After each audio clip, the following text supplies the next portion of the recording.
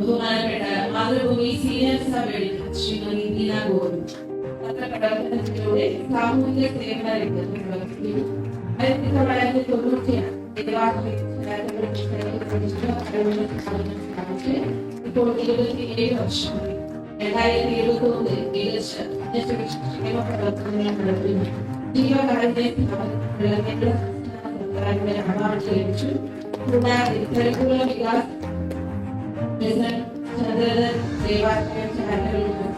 Award ലഭിച്ചിട്ടുണ്ട്. ആദരണീയായ Brahma Kumari sister Meena, Palakkad നഗരസഭയുടെ അധ്യക്ഷ ശ്രീമതി പ്രമീള ശശിധരൻ, വേദിയിലും സദസ്സിലുമുള്ള മറ്റു ബഹുമാന്യ വ്യക്തികൾ, ക്ഷണിതാക്കൾ, അമ്മമാർ, സഹോദരി സഹോദരന്മാർ, എല്ലാവർക്കും എൻ്റെ നമസ്കാരം.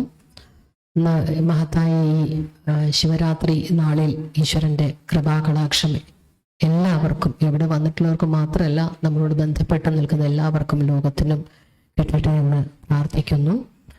എല്ലാവർക്കും വനിതാ ദിനാശംസകൾ നേരുന്നു. സത്യം പറഞ്ഞാൽ ഒരുപാട് നല്ല കാര്യങ്ങൾ കേട്ടു. പക്ഷെ നല്ലത് മാത്രമല്ല ജീവിതം, നല്ലത് മാത്രമല്ല ലോകം. ഒരുപാട് വിപരീത കാര്യങ്ങളും വേദനിപ്പിക്കുന്ന കാര്യങ്ങളും ലോകത്തിലുണ്ട്. നമ്മൾ സംസാരിക്കുമ്പോൾ എപ്പോഴും എന്തിനെക്കുറിച്ചും വളരെ റോസി ആയിട്ടൊരു പിക്ചറാണ് കൊടുക്കുക. എല്ലാവരും വളരെ നല്ല, എല്ലാം ഭദ്രമാണ്. നമ്മുടെ കംഫേർട്ട് സോണിൽ നിന്നുകൊണ്ടാണ് നമ്മൾ പലതും സംസാരിക്കുന്നത് ശരിക്കും പറഞ്ഞു കഴിഞ്ഞാൽ. പക്ഷെ സത്യം അതൊന്നും അല്ല എന്നുള്ളതാണ്. ഇന്ന് ഈ വനിതാ ദിനത്തിൽ എനിക്ക് തോന്നുന്നത് നമ്മളെ പറയുന്നത് പോലെയൊന്നും അത്ര നല്ല അവസ്ഥകളൊന്നുമില്ല. സ്ത്രീകളെന്ന് പറയുന്നത്, പെൺകുട്ടികളെന്ന് പറയുന്നത്, ഇപ്പം ഇവരമാരായാലും ആരായാലും ഇവിടെ ഇരിക്കുന്ന എല്ലാ സ്ത്രീകളും പറഞ്ഞു ഇനിയൊരു ജന്മം ഉണ്ടെങ്കിൽ സ്ത്രീയായിട്ട് ജനിക്കണം എന്ന് പറഞ്ഞു. നല്ല കാര്യം. സ്ത്രീ ആയാലും പുരുഷനായാലും നല്ലൊരു മനുഷ്യനാവുക എന്നുള്ളതാണ് വളരെ പ്രധാനമായിട്ടുള്ള കാര്യം. കാരണം സ്ത്രീക്ക് സ്ത്രീയുടേതായിട്ടുള്ള ഒരു സൃഷ്ടിയില് അതിൻ്റെതായിട്ടുള്ള ഗുണങ്ങളും പോരായ്മകളുണ്ട്. പുരുഷനുണ്ട്, മൃഗങ്ങൾക്കുണ്ട്, മനുഷ്യനുണ്ട്. എല്ലാം ഓരോ സൃഷ്ടിയും യുണീക്കാണ്, വ്യത്യസ്തമാണ്. അത് സ്ത്രീ മുള്ള പുരുഷൻ താഴെ സ്ത്രീ മുള്ള, അങ്ങനെ ഒരു കാഴ്ചപ്പാട് ശരിയായിരിക്കാം. പലരും അവരവൻ്റെ കൂടെ നിന്നുകൊണ്ട് സംസാരിക്കുന്നുണ്ട്. പക്ഷെ എനിക്ക് തോന്നുന്നത് ഇനിയൊരു ജന്മമുണ്ടെങ്കിൽ സ്ത്രീ ആകരുത് എന്ന് പറയുന്ന എത്രയോ സ്ത്രീകളെ എനിക്കറിയാം. എന്ന് വെച്ചാൽ ഏറ്റവും വലിയ പരിമിതി, ഏറ്റവും വലിയ അപകടം സ്വന്തം ശരീരം എന്നുള്ളത് തന്നെയാണ്. അത് നമ്മുടെ കംഫോർട്ട് സോണിൽ നിന്നുകൊണ്ട്, നമ്മുടെ സുഖജീവിതത്തിൽ നിന്നുകൊണ്ട് നോക്കുമ്പോഴാണ് നമുക്കിതൊക്കെ വളരെ നന്നായിട്ട് തോന്നുന്നത്. പക്ഷേ നമ്മളുടെ 100 ഇരട്ടി 1000 ഇരട്ടി സ്ത്രീകള് ഇതല്ല സത്യം നേരിടുന്നത്. ഇവിടെ റീനെ പോലുള്ള പോലീസ് ഓഫീസേഴ്സ് ഉണ്ട്, ജഡ്ജസ് ഉണ്ട്, എല്ലാ രീതിയിലും പ്രവർത്തിക്കുന്ന സ്ത്രീകളൊക്കെ ഉണ്ട്. നമുക്ക് പറയാൻ കഴിയും ഇതൊക്കെ വളരെ സുഖമാണ് ഈ സ്ത്രീ ജീവിതം എന്നുള്ളത്. നമുക്ക് പറ്റുമായിരിക്കും. കാരണം നമുക്ക് അടിസ്ഥാനപരമായിട്ടുള്ള വിദ്യാഭ്യാസം തന്നു നമ്മുടെ കുടുംബം. നല്ല സുരക്ഷിതമായ കുടുംബം നമുക്കുണ്ട്, നല്ല ജോലിയുണ്ട്. ഇപ്പൊ ജോലി ഇല്ലെങ്കിലും നമ്മൾ വീട്ടിൽ വളരെ എല്ലാവരാലും പ്രൊട്ടക്ട് ചെയ്യപ്പെട്ട് സംരക്ഷിക്കപ്പെട്ട് ജീവിച്ചിരിക്കുന്നവരാണ് ഇവിടെ വന്നിരിക്കുന്ന ഏകദേശം എല്ലാ സ്ത്രീകളും. എല്ലാവർക്കും അവനോടേതായിട്ടുള്ള മനപ്രയാസങ്ങളുണ്ടാവും, ജീവിത പ്രശ്നങ്ങളുണ്ടാവും. പക്ഷേ പുറത്തേക്ക് ഇറങ്ങിക്കഴിഞ്ഞാൽ ഇതൊന്നുമല്ല. നമ്മൾ ഒറ്റയ്ക്ക് നിൽക്കുന്ന ഒരു സ്ത്രീയാണ് നിങ്ങൾ ആലോചിച്ച് നോക്കണം. നമ്മുടെ കുടുംബമില്ലാതെ, നമ്മളുടെ ജോലിയില്ലാതെ, നമ്മുടെ വിദ്യാഭ്യാസമില്ലാതെ നമ്മളൊരു വെറും സ്ത്രീയായിട്ട് ഒരു അലങ്കാരങ്ങളും ആടയാഭരണങ്ങളും ഒരു സംരക്ഷണവും ഇല്ലാതെ ഒന്ന് റോഡിലേക്ക് ഇറങ്ങി നോക്കാം. അതാണ് യഥാർത്ഥത്തിൽ സ്ത്രീ നേരിടുന്ന പ്രശ്നം. അങ്ങനെ ആയിരക്കണക്കിന്, ലക്ഷക്കണക്കിന്, കോടിക്കണക്കിന് സ്ത്രീകളാണ് നാട്ടിലുള്ളത്. നമുക്ക് അങ്ങനെ സമാധാനമായിട്ട് കണ്ണടച്ച് എല്ലാം ഭംഗിയാണ്, ഭദ്രമാണെന്ന് പറയാൻ കഴിയില്ല. അപ്പം എനിക്ക് തോന്നുന്നത് നമ്മളൊരു വ്യത്യസ്തമായ കാഴ്ചപ്പാടിലൂടെ, വീക്ഷണകോണിലൂടെ ഇതിനൊക്കെ കാണാൻ ശ്രമിക്കണം. വനിതാ ദിനമാണെന്ന് പറഞ്ഞാൽ നമ്മളെല്ലാം ഭംഗിയായിട്ട് സംസാരിച്ചുകൊണ്ട് കാര്യമില്ല. കാരണം വർഷത്തിൽ ഒരു ദിവസമാണ് ഇത്തരം കാര്യങ്ങളൊക്കെ സംസാരിക്കപ്പെടുന്നത്. ഇങ്ങനത്തെ വേദികളിൽ പല സ്ഥലങ്ങളിലും അല്ലാതെ തന്നെ ചർച്ചകളും സെമിനാറുകളും എല്ലാം നടക്കുന്നുണ്ടാവും. പക്ഷെ ഈ ഒരു ദിവസം നമ്മളത് കഴിഞ്ഞു പോയി കഴിഞ്ഞാൽ അടുത്ത വനിതാ ദിനം വരെ നമ്മൾ കാണുന്ന കാഴ്ചകൾ എന്താണ്, കേൾക്കുന്ന എന്തെല്ലാം വിശേഷങ്ങളാണ് നമ്മൾ ആലോചിക്കണം. ഇംഗ്ലീഷിൽ ഒരു ചൊല്ലുണ്ട്, it is easy to be an angel when nobody ruffles your feathers എന്ന് വെച്ചാൽ ചിറകുകൾ കശക്കാൻ ആരുമില്ലെങ്കിൽ മാലാഖയായിരിക്കാൻ എളുപ്പമാണെന്നാ പറയും. നമ്മൾ പലപ്പോഴും നമ്മൾ ഇവിടെ ഇരുന്ന് അല്ലെങ്കിൽ നമ്മൾ എല്ലാ മേടകളിലും നിന്ന് സംസാരിക്കുന്ന എല്ലാ സ്ത്രീകൾക്കും ഭൂരിഭാഗം പേർക്കും ചിറകുകൾ കശക്കാനൊന്നും ആരും ഇല്ലാത്തവരാണ്. ചില ചിറകുകൾ തലോടി നമ്മളെ സംരക്ഷിച്ച് നമ്മൾ ഈ പറഞ്ഞത് മാതിരി അമ്മ, ഭാര്യ, മകൾ എന്നൊക്കെ പറഞ്ഞ് നമ്മളെ സന്തോഷിപ്പിച്ച് നിൽക്കുന്ന കുറെ പേര് ചുറ്റുമുള്ളത് കൊണ്ടാണ് നമ്മൾ സമാധാനമായിട്ടിരിക്കുന്നത്. ഇതല്ല സത്യം. അപ്പം ആ ഒരു രീതിയിൽ ചിന്തിച്ചു കഴിഞ്ഞാൽ ഈ സ്ത്രീ ശരീരം കൊണ്ട് നേരിടുന്ന, ഇന്ന് ഞാൻ ചോദിക്കട്ടെ, നിങ്ങൾ എല്ലാവരും പത്രം കാണും, പത്രം വായിക്കുന്നവരാണ്, എല്ലാവരും TV കാണുന്നവരാണ്. ഒരു ദിവസം ഒരു 4-5 വെറുതെ പത്രവാർത്ത മാത്രം എടുത്താൽ, പ്രധാനപ്പെട്ട പത്രവാർത്തകൾ എടുത്താൽ പോക്സോ കേസില്ലാത്ത എത്ര പത്രങ്ങൾ ഇറങ്ങുന്നുണ്ട്. കൊച്ചു കുട്ടികൾ, ഒരു സ്ത്രീ എവിടെയെങ്കിലും ഉപദ്രവിക്കപ്പെടുമ്പോൾ ഉടനെ ഈ പറയുന്ന സ്ത്രീകളും പുരുഷന്മാരും അടക്കം കഴിച്ചുകൊണ്ടുന്ന ആദ്യം ആ സ്ത്രീയുടെ നേർക്കാണ്. നിങ്ങളെല്ലാം നിങ്ങൾക്ക് പറയാൻ കഴിയുമോ?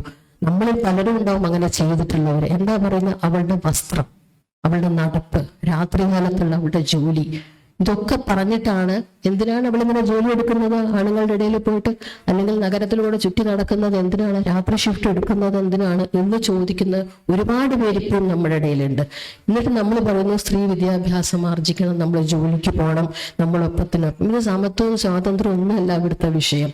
ഈ ബയസ് ഉണ്ടല്ലോ, സ്ത്രീകളോടുള്ള ഒരു ബയസ്, അത് വളരെ ശക്തമായിട്ട് ഇപ്പോഴും സമൂഹത്തിൽ നിൽക്കുന്നുണ്ട്. ഇപ്പം അത് ഇല്ല നമ്മൾ പറയുകയാണെങ്കിലും സ്ത്രീകൾ പോലും ആ ഒരു മാനസികാവസ്ഥയിലാണ് നിൽക്കുന്നത് എന്നുള്ളതാണ് സത്യം. അപ്പം അങ്ങനെ നമ്മൾ എന്ത് വിദ്യാഭ്യാസം കിട്ടിയാലും ഒരു സ്ത്രീ എന്ന് പറയുന്നത്, കേരളീയ സമൂഹത്തിലൊക്കെ നമ്മൾ വളരെ പ്രബുദ്ധരാണെന്ന് പറയും, ലിറ്ററസിയൊക്കെ കുറിച്ച് നമ്മൾ പറയും, സാക്ഷരരാണ്, ഇതൊക്കെ പറഞ്ഞാലും വളരെ ഭദ്രമായ കുടുംബജീവിതം ഉള്ളവരാണ് എന്നൊക്കെ പറഞ്ഞാലും നമ്മളും ഈ ബയസൊക്കെ കണ്ടുകൊണ്ട് തന്നെയാണ് മുന്നോട്ട് പോകുന്ന സമൂഹത്തിന്. എൻ്റെ ജീവിതത്തിൽ ഞാൻ പറയാമല്ലോ, ഞാൻ 55 വയസ്സായ ഒരു സ്ത്രീയാണ്. ഞാൻ ജോലി എടുക്കുന്നത് പത്രപ്രവർത്തനമാണ്. എൻ്റെ ഇപ്പം എന്ന് വെച്ചാൽ പൊതുവെ വലിയ സ്വാതന്ത്ര്യമുള്ളൊരു ജോലിയായിട്ട്, ഇപ്പം ഞാനായാലും പോലീസ് ഓഫീസേഴ്സ് ആയാലും ഒക്കെ വളരെ സ്വാതന്ത്ര്യമുള്ളൊരു ജോലിയായിട്ട് എല്ലാവരും കാണുന്നതാണ്. ഞാൻ രാത്രി ഷിഫ്റ്റ് എടുക്കുന്ന ഒരാളാണ്. എനിക്ക് എൻ്റെ കമ്പനി മതിയായ പ്രൊട്ടക്ഷൻ തരുന്നുണ്ട്. കാരണം 7 മണി കഴിഞ്ഞാൽ എന്നെ വിളിച്ചു കൊണ്ടുപോകാൻ കാർ അയക്കും. ഷിഫ്റ്റ് കഴിഞ്ഞ് കഴിഞ്ഞാൽ ആ സമയം തന്നെ വീട്ടിൽ കൊണ്ടുവിടാൻ കാർ അയക്കും. ചില ദിവസങ്ങളിൽ എന്തെങ്കിലും വലിയൊരു ന്യൂസ് ബ്രേക്ക് ഔട്ട് ഉണ്ടാകുന്ന സമയത്ത് കാറ് വല്ലവിടെയും പോയി കഴിഞ്ഞാൽ ആ ദിവസങ്ങളിൽ സ്കൂട്ടർ എടുത്ത് ഞാൻ ഇപ്പോഴും പോകാറുണ്ട് എൻ്റെ ഓഫീസിലേക്ക്. നൈറ്റ് ഷിഫ്റ്റ് നമുക്ക് ഒഴിവാക്കാൻ പറ്റില്ല. രാത്രി 12 മണിക്ക് ഞാൻ വരുമ്പോൾ എൻ്റെ തൊട്ട് പുറകിൽ എൻ്റെ കാറുണ്ടാവും. എൻ്റെ ഞാൻ ജോലി ചെയ്യുന്ന മാതൃഭൂമിയുടെ കാർ എൻ്റെ പുറകിലുണ്ടാവും. കാരണം സ്കൂട്ടറിൽ ഞാൻ പോകുമ്പോൾ തിരിച്ചെനിക്ക് വീട്ടിലേക്ക് വരണമെങ്കിൽ എന്നെ കാറിൽ കൊണ്ടുവിടുന്നത് പോലെ തന്നെയാണ് പുറകില് ഈ കാറിന്റെ എസ്കോർട്ട് വരുന്നത്. എന്തിനാണത്? അതിന്റെ കാരണം, ഈ കഴിഞ്ഞ മാസം വരെ രാത്രി 12:30 മണിക്ക് ഡ്യൂട്ടി കഴിഞ്ഞ് വരുമ്പോൾ എൻ്റെ പുറകിൽ വന്ന് എൻ്റെ വീടിന്റെ ഗേറ്റ് വരെ വരാൻ ആണുങ്ങൾ ഉണ്ടായി. ഞാൻ പറയുന്നത് ഈ ടൗണിൽ ഇത്രയും വെളിച്ചവും ഇത്ര മനുഷ്യരും നടക്കുന്ന പാലക്കാട് ടൗണിൽ 12 മണിയിൽ നടക്കുന്ന ജോലി ചെയ്യുന്ന ഒരു സ്ത്രീയുടെ കാര്യമാണ്. നിങ്ങൾ എത്ര പേരെ കണ്ടിട്ട്? ഞാൻ രാത്രി 12 മണി ഷിഫ്റ്റ് കഴിഞ്ഞ് വരുമ്പോൾ ഞാൻ വരുന്ന റൂട്ടിൽ എത്രയോ സ്ത്രീകൾ, നിരാലംബരായിട്ടുള്ള സ്ത്രീകൾ, അവർ അന്നത്തെ കസ്റ്റമേഴ്സിനെ നോക്കിയിട്ട് നിൽക്കുന്നത് നമ്മൾ കാണാറുണ്ട്. ഇതാണ് ജീവിതം, ഇതാണ് സത്യം. എത്രയോ പേര്, പണ്ടുള്ളതിന്റെ ഇരട്ടിയാണ് ഇപ്പം റോഡിൽ നിൽക്കുന്ന സ്ത്രീകൾ. എന്തുകൊണ്ടാണ് ഇങ്ങനെ സംഭവിക്കുന്നത്? അപ്പം ഇത് എങ്ങനെയൊക്കെ പോയാലും എന്തൊക്കെ സംഭവിച്ചാലും നിന്റെ വസ്ത്രം, 1 വയസ്സുള്ള കുട്ടി ഉറങ്ങിക്കിടക്കുമ്പോൾ തെരുവിൽ നിന്ന് അച്ഛൻ്റെ അമ്മയുടെ മടിയിൽ നിന്ന് എടുത്തു കൊണ്ടുപോയിട്ട് പീഡിപ്പിക്കുന്ന നമ്മളുടെ വസ്ത്രധാരണത്തിന്റെ കുഴപ്പമാണോ? സുമിതാ കൃഷ്ണൻ പ്രോജ്വല എന്നുള്ള ഒരു സംഘടന നടത്തുന്നുണ്ട് ഹൈദരാബാദില്. അവിടെ 1.5 വയസ്സുള്ള കുട്ടിയെ ബോംബെ പൂനെ ഹൈവേയിൽ വെച്ചിട്ട് സുനിത ദിവസം പറയായിരുന്നു, കാറിൽ പോകുമ്പോൾ ഒരു കുട്ടി റോഡ് സൈഡിൽ ഉറുമ്പരിച്ച് കിടക്കുന്നു. 1.5 വയസ്സുള്ള കുട്ടി. ആ കുട്ടിയെ ബലാത്സംഗം ചെയ്ത് അവിടെ ഇട്ടിട്ട് പോയിട്ട് സുനിത കയ്യിലെടുക്കുമ്പം ആ കുട്ടിയുടെ കുടൽമാലയും ആന്തരിക അവയവങ്ങൾ അടക്കം പുറത്തായിരുന്നു എന്ന്. 1.5 വയസ്സുള്ള കുട്ടി. അവളുടെ വസ്ത്രധാരണത്തിന്റെ കുഴപ്പമാണോ അത്? 80 വയസ്സുള്ള മുത്തശ്ശി റോഡിൽ ഉറങ്ങിക്കിടക്കുമ്പോ പോയി ദ്രോഹിക്കുന്നു. അപ്പൊ ധാരാണ് ഈ വസ്ത്രധാരണത്തിനെ കുറ്റം പറയുന്നത്. നല്ല അടിമുടി മൂടി പുതച്ച് നടക്കുന്ന രാജ്യങ്ങളിലും അല്ലെങ്കിൽ നമ്മളിങ്ങനെ നടന്നാൽ തന്നെ നമുക്കിന്നൊരു അറ്റാക്ക് ഉണ്ടാവില്ല, ആക്രമണം ഉണ്ടാവില്ല എന്ന് പറയാൻ പറ്റും? ഒരിക്കലും പറയാൻ പറ്റില്ല. ഇപ്പോഴും പെൺകുട്ടികളെ തട്ടിക്കൊണ്ടുവന്നു. ധാരാളം ഗ്രാമീണ മേഖലകളിലാണ് കൂടുതലും കുട്ടികളെ തട്ടിക്കൊണ്ടുപോകുന്നത്. പട്ടണങ്ങളിൽ നിന്നാവുമ്പോൾ പഠിച്ച കുട്ടികളെ പലതും പറഞ്ഞ് പ്രലോഭിപ്പിച്ചു കൊണ്ടുപോകുന്നു. എപ്പോഴും കുറ്റം സ്ത്രീയുടെ മേലാണ്. പക്ഷെ നമ്മുടെ അമ്മമാരടക്കം നമ്മുടെ വീട്ടിലെ മുതിർന്ന സ്ത്രീകളടക്കം സമൂഹം അടക്കം പറയുന്നു, നീയാണ് ശ്രദ്ധിക്കേണ്ടത്. മനുഷ്യനല്ല ഇത്, എല്ലാം മൃണ്മയം നമ്മൾ പറയുന്നു. ആണിനും പെണ്ണിനും ഒക്കെ ഉള്ളത് ഈ മനസ്സും ശരീരവും ഒക്കെ ഈശ്വരൻ തന്ന സൃഷ്ടിയിൽ പലതും ഉണ്ടാവും, എല്ലാം ഉണ്ടാവും. നമുക്ക് കാമക്രോധ മോഹം ഒക്കെ ഉണ്ടാവും നമ്മുടെയൊക്കെ ഉള്ളില്. ഇതൊക്കെ എപ്പോഴും സ്ത്രീക്ക് മാത്രം ബാധകമായിട്ട് കുറ്റപ്പെടുത്തിക്കൊണ്ടേയിരിക്കുമ്പോൾ ഒരു പെൺകുട്ടി എന്നോട് ചോദിച്ചിട്ടുണ്ട്, 14 വയസ്സുള്ള പെൺകുട്ടി, അവളെ 59 വയസ്സുള്ള അയൽവാസിയായിട്ടൊരു ആള് പീഡിപ്പിച്ചിട്ട് അവസാനം സൗത്ത് പോലീസ് സ്റ്റേഷനിൽ വർഷങ്ങൾക്ക് മുമ്പാണ് കൊണ്ടുവന്ന ആ പെൺകുട്ടി എന്നോട് ചോദിച്ചിട്ടുണ്ട്, ചേച്ചി ഞാൻ ചീത്തയാണോ എന്ന്. ആ കുട്ടിയുടെ ചോദ്യം ഇന്നും എൻ്റെ കാതിലുണ്ട്. അപ്പം അവിടെ തെറ്റുകാരൻ വേറെ ആണെങ്കിലും ഞാൻ ചീത്തയാണോ എന്ന് ഒരു പെൺകുട്ടിയുടെ മനസ്സിലുണ്ടാക്കണമെങ്കിൽ നമ്മുടെ സമൂഹം എത്ര പ്രിജുഡിസോട് കൂടിയിട്ടാണ് സ്ത്രീകളെ പെൺകുട്ടികളെ വളർത്തിക്കൊണ്ടുവരുന്നത്. അപ്പം ഇത്തരം കാര്യങ്ങളൊക്കെ അടിസ്ഥാനത്തിൽ നമ്മൾ ഈ കരുണയും സ്നേഹവും ഒക്കെ പറയുന്നതൊക്കെ നല്ലത് തന്നെയാണ്. പക്ഷേ എപ്പോഴും ഇതല്ല, ഈ കരുണയും സ്നേഹവും ഒന്നും ഇല്ലാതെ വളർത്തുന്ന അമ്മമാരുടെയും അച്ഛന്മാരുടെയും കുട്ടികളൊന്നും അല്ല അങ്ങനെയായി പോണത്. എല്ലാത്തിനും അച്ഛനമ്മമാർ ഉത്തരവാദികളും അല്ല. അമ്മ എന്ന് പറയുന്നത് ഇപ്പം ഇവിടെ എല്ലാവരും പറഞ്ഞു, ഇത്ര മാസം നൊന്ത് പ്രസവിച്ചു, നമ്മൾ ഇത്രയും ക്ഷീണിച്ച് പ്രസവിച്ചു, ഇത്രയും കഷ്ടപ്പെട്ട് പ്രസവിച്ചു, സ്വപ്നം കണ്ട് പ്രസവിച്ചു, മക്കളെ വളർത്തി ഊട് കൊടുത്തു വലുതാക്കി. ഇതാണോ മാതൃത്വം എന്ന് എനിക്കൊരു ചോദ്യം ചോദിക്കാറുണ്ട്. കാരണം ഇത് ആർക്കാണ് പറ്റാത്തത്? എനിക്ക് 2 മക്കളുണ്ട്. ഞാൻ പ്രസവിച്ച കുഞ്ഞിനെ ഞാൻ ആഗ്രഹിച്ച് പ്രസവിച്ചാണ്, അതിനെ വളർത്തുന്ന ആഗ്രഹിച്ചാണ്. അപ്പം എനിക്കതിനോട് സ്നേഹം ഉണ്ടാവില്ലേ? എന്റെ കുഞ്ഞിനെ സ്നേഹിക്കാൻ എനിക്ക് മാതൃത്വമൊന്നും ആവശ്യമില്ല. അത് ഏത് പട്ടിക്കും പൂച്ചയ്ക്കും കഴിയുമേ. അപ്പം ഒരു കുട്ടിയെ നിങ്ങളൊരു പട്ടി പ്രസവിച്ച് കിടക്കുമ്പോൾ നിങ്ങളവിടെ ചെന്ന് ആ കൊച്ചിനെ തൊടാൻ നോക്കൂ. ഒരു ആനക്കൂട്ടം കുട്ടിയാനകളെയും കൊണ്ടുപോകും നോക്കും. അതിന്റെ കുട്ടികളെ അതിന് വിശേഷ ബുദ്ധി ഉണ്ടായിട്ടോ അല്ലെങ്കിൽ മനുഷ്യൻ പറഞ്ഞു കൊടുത്തിട്ട് ഉദ്ബോധിപ്പിച്ചിട്ടൊന്നും അല്ല.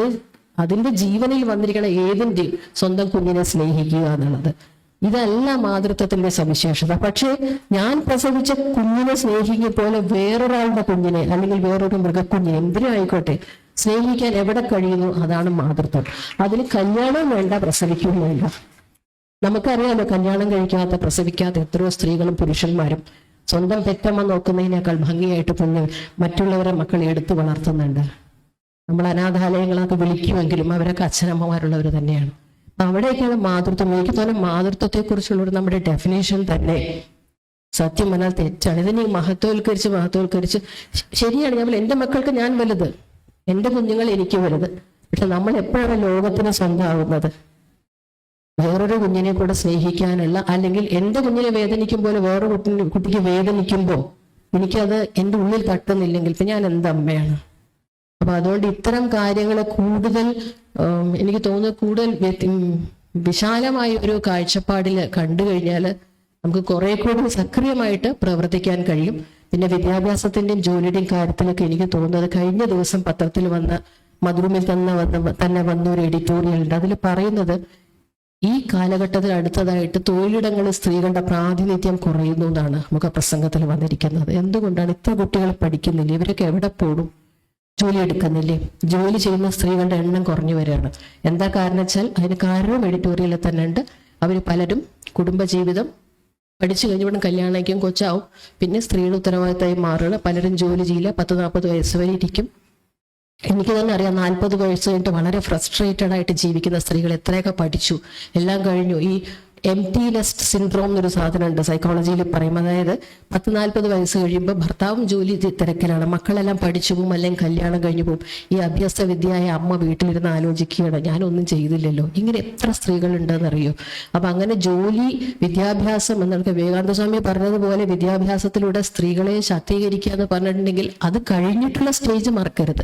വിദ്യാഭ്യാസം കഴിഞ്ഞാലും ജോലിയൊക്കെ ഉപേക്ഷിച്ച് MBBS പഠിച്ചാലും എഞ്ചിനീയറിംഗിലും എത്ര ഉന്നത പഠനം ഉണ്ടായാലും അത് കഴിഞ്ഞിട്ട് വീട്ടിലിരിക്കുന്ന കുട്ടികളുണ്ട്. കുറച്ച് കഴിയുമ്പോഴെങ്കിലും 40-50 വയസ്സ് കൊണ്ട് ജോലി നേടിപ്പോയൊന്നും എവിടെയും കിട്ടില്ല. ഒരു 2 വർഷം ബ്രേക്ക് എടുത്തു, അല്ലെങ്കിൽ 4 വർഷം ബ്രേക്ക് എടുത്തു. ജോലി എല്ലാവരും ചെയ്യണം എന്നല്ല ഞാൻ പറയുന്നത്. പക്ഷേ വിദ്യാഭ്യാസം, ജോലി എന്നുള്ളതൊക്കെ നമ്മൾ കുറച്ചുകൂടി നമ്മളെ സ്റ്റേറ്റ് പഠിപ്പിക്കുന്നത്, നമ്മുടെ ചെലവും കൂടി എടുത്തുകൊണ്ടാണ് സ്റ്റേറ്റ് പഠിപ്പിക്കുന്നത്. ഒരു ജോലി ചെയ്യാതെ ഒരു അഭ്യസ്ത വിദ്യയായിട്ടുള്ള കുട്ടി മിണ്ടാതിരിക്കുമ്പോൾ ആ കുട്ടിക്ക് കൊടുത്ത സീറ്റ് മറ്റൊരാൾക്ക് കൊടുത്തുമ്പോൾ ആ കുട്ടിക്കാണ് നഷ്ടം, മറ്റൊരാൾക്ക് നഷ്ടപ്പെടുകയാണ്. ഇത്തരം ഒരുപാട് കാര്യങ്ങൾ നമ്മൾ ചിന്തിക്കാനുണ്ട്. ഇപ്പോഴും നമ്മൾ പറയുന്നത് പണ്ട് മാറുമറയ്ക്കൽ സമരം നടത്തി, അല്ലെങ്കിൽ 1908 ന്യൂയോർക്കിലെ സ്ത്രീകൾ തുണിമില്ലിൽ സമരം നടത്തി. ഇതൊന്നുമല്ല ഈ കാലഘട്ടത്തിന്റെ ആവശ്യം.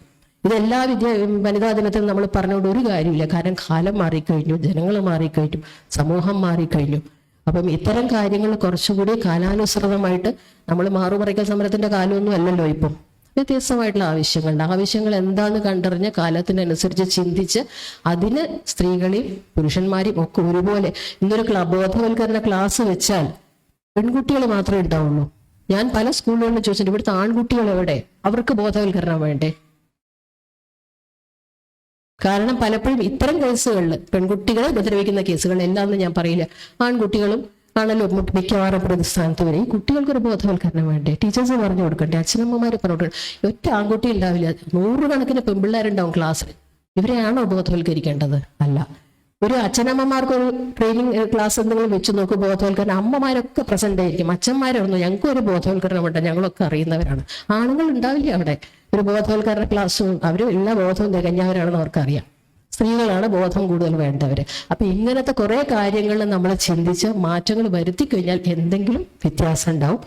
ദയാബായിമാരോട് ഞാൻ പറഞ്ഞു, അവരിത്രയും പഠിച്ച സ്ത്രീയാണ്. 2 പോസ്റ്റ് ഗ്രാജുവേഷനും MPhilലും LLB ഒക്കെ ഉള്ള ദയാബായി ഇപ്പൊ 80 വയസ്സ് കഴിഞ്ഞവർക്ക്.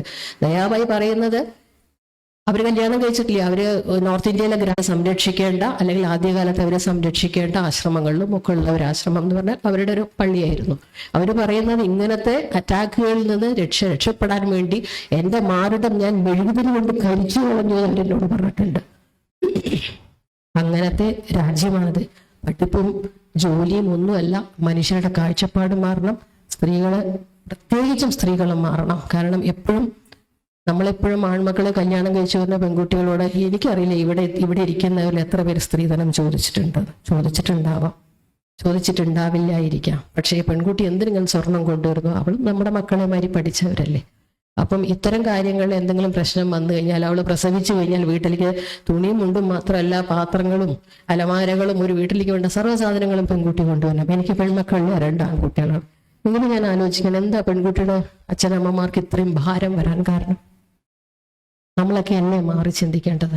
എനിക്ക് സത്യം പറഞ്ഞാൽ ഞാൻ ഇത്രയും സംസാരിച്ച് ഞാൻ ക്ഷമ ചോദിക്കണം, കാരണം 3 മിനിറ്റാണ് എന്നോട് പറഞ്ഞിട്ടുണ്ടായിരുന്നത്. പക്ഷേ എനിക്ക് തോന്നി ചില കാര്യങ്ങൾ നമ്മൾ തുറന്ന് പറഞ്ഞില്ലെങ്കിൽ ഒന്നുമില്ല, എനിക്ക് സംസാരിച്ചിട്ട് വീട്ടിൽ പോകാം, എങ്കിലും പോയി കഴിയുമ്പോൾ എനിക്കൊരു സങ്കടം തോന്നും, എനിക്കത് പറയാൻ കഴിഞ്ഞില്ലല്ലോ. അതുകൊണ്ട് മാത്രം ഞാൻ പറഞ്ഞതാണ്. എന്നാലും വനിതാ ദിനത്തിൽ എനിക്കും സന്തോഷമുണ്ട്. സിസ്റ്റർ മീനെ ഞാൻ ഒരൊറ്റ കാര്യം കൂടെ പറഞ്ഞ് നിർത്താം. സിസ്റ്റർ മീനെ കുറിച്ച് എനിക്കുള്ളൊരു ബഹുമാനം, ഞാൻ 10-15 വർഷം മുമ്പ് കാണാൻ തുടങ്ങിയതാണ് സിസ്റ്ററെ. എന്നും വളരെ പ്രസാദവതിയായി സന്തോഷത്തോടെ ചിരിച്ച് സ്നേഹത്തോടെ സൗമ്യത്തോടെ പെരുമാറുന്ന ഒരു വ്യക്തിയാണ്. ഒരു സ്ത്രീക്ക് എന്ന് പറഞ്ഞാൽ പുരുഷനും വേണ്ടതാണെങ്കിലും സ്ത്രീക്ക് കൂടുതലായിട്ടും വേണ്ടത് എളിമയും സൗമ്യതയും ഒക്കെയാണ് വേണ്ടത്. കാരണം സ്ത്രീയിൽ നിന്ന് അത് പ്രതീക്ഷിക്കേണ്ടത് സിസ്റ്ററിന് എപ്പോഴും കിട്ടിയിട്ടുണ്ട്. ആദ്യം ഞാൻ സിസ്റ്ററെ കണ്ട 2-3 അവസരങ്ങൾ, ഒരു പ്രാവശ്യം ഞാൻ 2 സ്ത്രീകളും ബാക്കി 10-15ഓളം ആണുങ്ങളുള്ള ഒരു സദസ്സ്, ചെറിയ സദസ്സ്, 20ഓളം പേരെ ഉണ്ടായിരുന്നുള്ളൂ.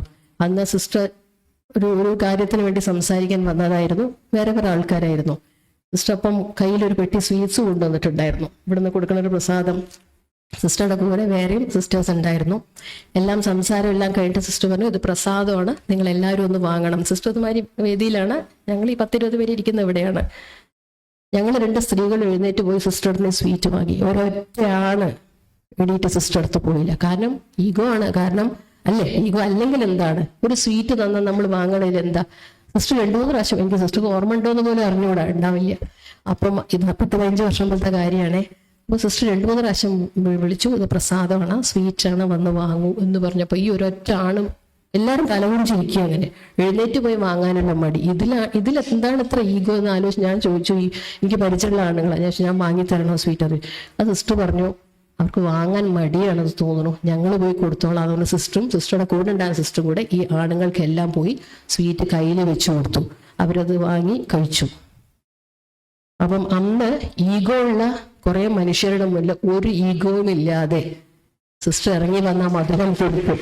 ആ ഒരു സിസ്റ്ററുടെ അന്നത്തെ മുഖവും അന്നത്തെ എളിമയും ആ സ്നേഹവും അതാണ് ഇന്നും എൻ്റെ മനസ്സ് സിസ്റ്ററെ കുറിച്ച് ഓർക്കും. ഞാൻ ഇന്ന് സിസ്റ്ററോട് പറയായിരുന്നു, എപ്പോഴും മനസ്സെന്നും കാണാറില്ല, ഒരിക്കലും വിളിക്കാറില്ല, എങ്കിലും സിസ്റ്ററുടെ മുഖം എൻ്റെ മനസ്സിലുണ്ട്. കാരണം അതാണ് ഒരു സ്ത്രീ. അങ്ങനെ പെരുമാറാൻ കഴിയുമ്പോൾ ഒരു സ്ത്രീക്കും അതുപോലെ പെരുമാറാൻ പുരുഷനും കഴിയും. നമുക്ക് എല്ലാവർക്കും അതിന് കഴിയട്ടെ എന്ന് ഞാൻ പ്രാർത്ഥിക്കുന്നു. ഇങ്ങനൊരു ഒരു പുരസ്കാരം ഈ ഒരു വേദിയിൽ, ഇത്രയും മഹനീയമായ ഒരു വേദിയിൽ വെച്ച് ശിവശക്തി പുരസ്കാരം സ്വീകരിക്കാൻ കഴിഞ്ഞതിൽ എനിക്ക് വളരെ സന്തോഷവും ചാരിതാർത്ഥ്യവുമുണ്ട്. എല്ലാവർക്കും നന്മ വരട്ടെ എന്ന് പ്രാർത്ഥിക്കുന്നു, ആശംസിക്കുന്നു.